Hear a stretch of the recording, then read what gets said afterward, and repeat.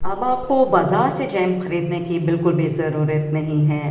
मज़ेदार किस्म का हमारा ये एप्पल जैम जो है ये रेडी हो चुका है। बहुत आसान रेसिपी है, तो चलें जी अपनी रेसिपी स्टार्ट करते हैं। अस्सलाम वालेकुम, कैसे हैं आप सब लोग? उम्मीद है आप सब लोग खैरियत से होंगे।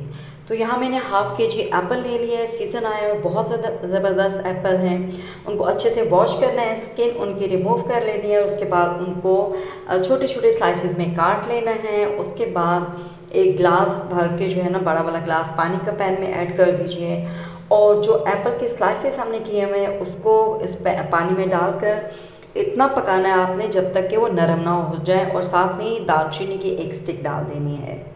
अब जब एप्पल जो है वो सॉफ्ट हो चुके हैं, तो दालचीनी स्टिक जो है, सिनेमन स्टिक, वो हमने निकाल दी है और इसको हमने अच्छे से ब्लेंड कर लिया है। और उसके बाद इसको दोबारा से सॉस पैन में ऐड कर लिया है और इसको हमने दोबारा से पकाना शुरू करना है। और इसमें 1/4 टीस्पून जो है वो रेड फूड कलर डाल देना है। अगर आपको ये ऑप्शनल है, अगर आप कलर ऐड नहीं करना चाहते हैं तो जो इसका नेचुरल कलर है वो भी बहुत प्यारा है, आप ऐसे ही इसको रख सकते हैं। उसके बाद 1 कप जो है वो आप इसमें शुगर ऐड कर दीजिएगा। अच्छा, मैं जो यहाँ शुगर ऐड कर रही हूँ, मैंने 1 कप से थोड़ी कम लिया है। बाज़ार से जो हम जैम लेते हैं वो बहुत ज़्यादा मीठा होता है। तो घर में जैम बनाने का एक फ़ायदा ये भी होता है कि इसमें जो शुगर ऐड करते हैं आप अपने टेस्ट के मुताबिक कर सकते हैं, कम या ज़्यादा। तो जो मैंने ये शुगर ऐड किया है ये बिल्कुल परफेक्ट, इससे इसका टेस्ट, इसका फ्लेवर आएगा।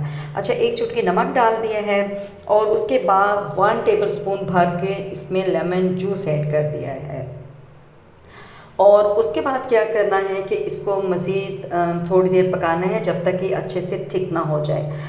हमें कैसे पता चलेगा कि हमारा जैम जो हमने बनाया है ये रेडी हो चुका है? अच्छा, वो क्लिप मैंने रिकॉर्ड तो किया था लेकिन मुझे पता नहीं चला, वो डिलीट हो गया, वो क्लिप मुझे मिला नहीं, तो इसलिए मैं आपको बता देती हूँ।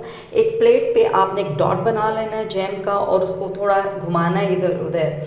अगर जैम जो है अपनी असली शक्ल में बरकरार रहता है, वो रनी नहीं होता है, उसमें से पानी नहीं निकलता है, तो इट मीन कि जैम जो है वो डन है। इसको कम्प्लीटली ठंडा कर दीजिए और उसके बाद एक ग्लास जार लेकर, जो कि बिल्कुल नीट एंड क्लीन और ड्राई हो, उसमें आप इसको 10 से 12 दिन के लिए स्टोर कर सकते हैं। फ्रिज में आपने रखना है।